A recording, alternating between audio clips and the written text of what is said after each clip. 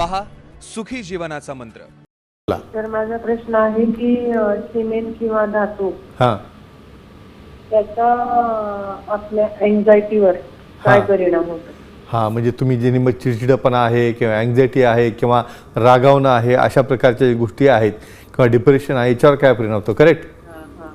चला, खूप छान प्रश्न विचारले आहे तुम्ही। आणि खरं म्हणजे हा जो टॉपिक आपण दिला आहे की वीर्य आणि वीर्याचे फायदे, आणि खरंच भगिनींनो तुमचं का कौतुक करावं, कारण बरेच जण मला विचारतात की इव्हन आमचे जे पुरुषांपेक्षा भगिनी का इन्व्हॉल्व असतात, तर मी एकच त्याला उत्तर देतो, यामध्ये दोघांनी इन्व्हॉल्व व्हायला पाहिजे आणि यामध्ये दोघंही एकमेकाला कन्सेंटने जर समजा क्रिया करत असतील त्याचे फायदे काय तोटे काय हे आपल्याला सांगता येतात आणि नक्कीच तुम्हाला या ठिकाणी सांगूया। बघा किती महत्त्वाचा प्रश्न आहे, काय विचारलं त्यांनी? नक्कीच त्यांनी ते वीर्याच्याबद्दल हां वीर्याबद्दल काय माहिती विचारली? वीर्याबद्दल जे आपण वीर्य आहे हां. सो त्याचा काय त्यांना उपयोग किंवा जो दुष्परिणाम होतो तो काय होतो? हां तर आता हे महत्त्वाचं आहे ना, सांगूया। आणि ही महत्त्वाची गोष्ट का सांगणं आवश्यक आहे या ठठिकाणी की वीर्याबद्दल असलेल्या संकल्पना हा फार वेगवेगळ्या आहेत आणि महत्त्वाचं तसे दुष्परिणामही आहेत। अँक्झायटी का सांगतो तुम्हाला, हे बघा बरेच अँक्झायटी म्हणजे मिनोपॉज आहे, प्रीमिनोपॉज आहे, चिडचिडेपणा, घरामध्ये भांडणं करणं किंवा बरेच डिप्रेस होणं, हे देखील कसं कामाला येतं सांगूया आपण।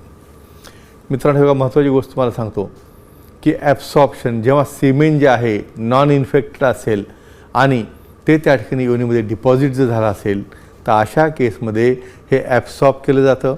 बरं, ॲब्सॉर्ब केल्यानंतर काय होतं, यामध्ये हॅपी मॉलिक्यूल्स असतात, लव मॉलिक्यूल्स असतात, यामध्ये डोपॅमिन आहे, यामध्ये ऑक्सिटोसिन आहे, त्याचबरोबर या ठिकाणी मूड एलिव्हेटिंग एजंट्स असतात। मग हे एजंट जेव्हा ॲब्सॉर्ब होतात तेव्हा हॅपी हार्मोन्स तयार झाल्यामुळं त्या ठिकाणी हे अँड्रोजन देखील तयार होतात, इस्ट्रोजन आहे, प्रोजेस्टेरॉन आहे, त्याच्या मात्रा वाढतात आणि आपोआपच पेन आणि त्याचबरोबर अँक्झायटी म्हणजे इरिटेशन जास्त समोरच्याचं। एक अभ्यास झाला आहे कॅलिफोर्नियामध्ये की ज्या फिमेल विथ प्रोटेक्शन ज्यांचं एक्सपोजर झालेलं आहे ॲक्टला आणि ज्या डायरेक्टली एक्सपोजर झाले तर ज्यांच्यामध्ये हे सिमेन ॲब्सॉर्ब होतं अशा केसमध्ये अँक्झायटी म्हणा, चिडचिडेपणा म्हणा किंवा डिप्रेशनसारख्या गोष्टी ह्या कमी होतात। म्हणूनच मित्रांनो सांगतो की आपला on non infected non partner असेल तरच हे तुम्हाला फायदा असतो।